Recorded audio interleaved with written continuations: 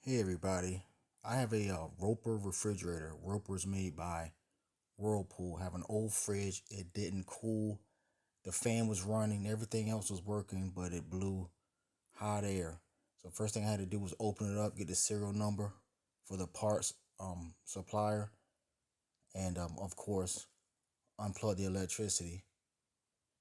And I guess you would need a flathead screwdriver possibly to pry off the plastic cover from the relay because that was the problem, the relay. So you just turn the refrigerator around. There's no back panel.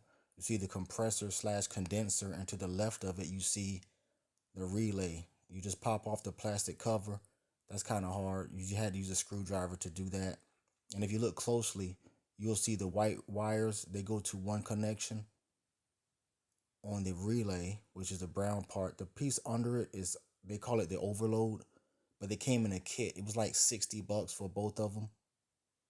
So you just carefully pry off the relay. That's the old one.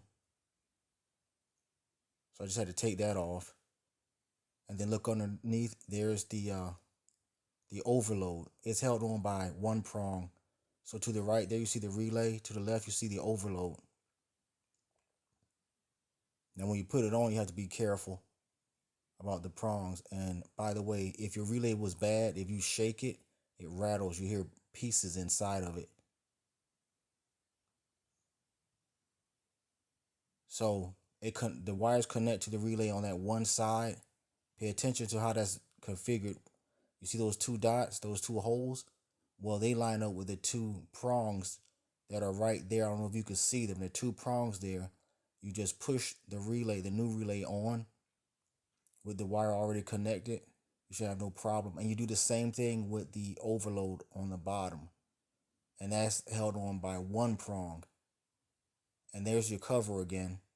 Just make sure you put the plastic cover on so that the wires that go to the relays, they're going to hang out of that slot on the end there. You see that open slot? And it fits there nice and neat and snug. So that's how it goes on. Just be mindful of the wires and how you put the thing back together. Then, of course, you can plug it up and see if it's going to work. So I let mine run for a few hours and started to cool off. The fan, like I said, was already working. Now that's a Roper. Roper is made by Whirlpool, so you may have to look for Whirlpool parts. Thank you. Like, subscribe. Have a blessed day.